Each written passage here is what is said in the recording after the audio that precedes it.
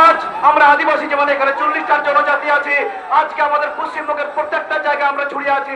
জঙ্গল বনে যারা তোরাইত বছর চা বাগানে যারা ওরাও কমিউনিটি আছে, তাদেরকে বলতে চাই, তাদের ভাষায় বলতে চাই, हमें एक साथ लड़ाई करो, 26 में टीएमसी के उखाड़ दो, अम्बेडकर सरकार राज करो भैया।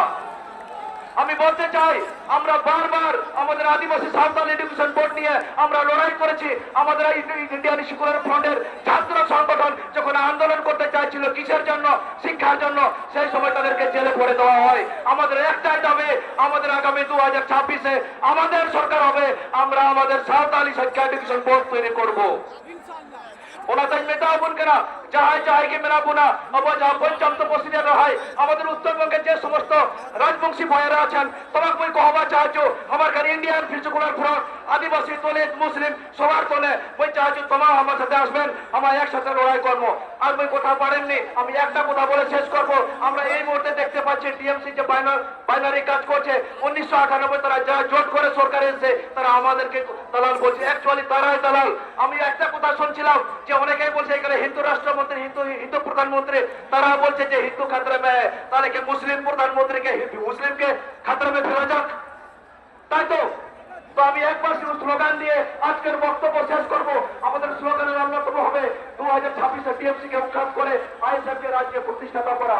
আমি একবার স্লোগান বলবো, ইন্ডিয়ান সেকুলার ফ্রন্ট জিন্দাবাদ, সিধু কানু জিন্দাবাদ, বিরসা মুন্ডা জিন্দাবাদ, ভারতীয় সংবিধান জিন্দাবাদ। সবাইকে অসংখ্য ধন্যবাদ অধ্যাপক মাফিক সরেনকে।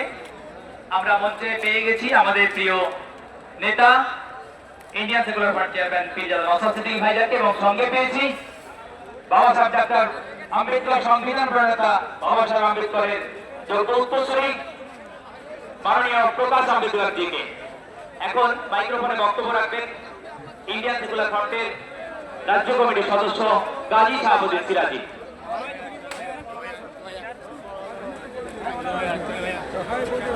মঞ্চের ডান দিকে যারা এসেছেন আমি অনুরোধ করব, ওখানে মহিলারা আছে, দূরত্ব বজায় রাখুন, এবং বাম দিকে মঞ্চে এখানে ব্যারিকেড ভেঙে যাবে। আমি জানি যে জনতাবনে পরিণত হয়েছে, এবং ডান দিকে মহিলারা আছেন, দয়া করে দূরত্ব বজায় রেখে মহিলাদের বসার ব্যবস্থা করে দিন। এখন গাজী শাহাবুদ্দিন সিরাজি।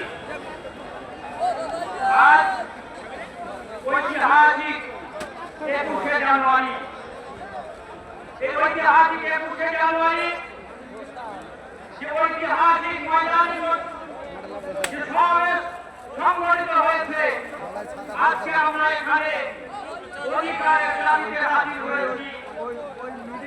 আমি প্রথমে সাদা পাঞ্জাবি পরে আছে, দেখো ইংরেজ শাসক যখন টুপি মাথায় পরে, এই ভারতবর্ষে শাসন টুপি করছিল, মাথায় পরেরটা এই ইংরেজ শাসকদেরকে বলছে এই ধারে বাংলা ছাড়া করা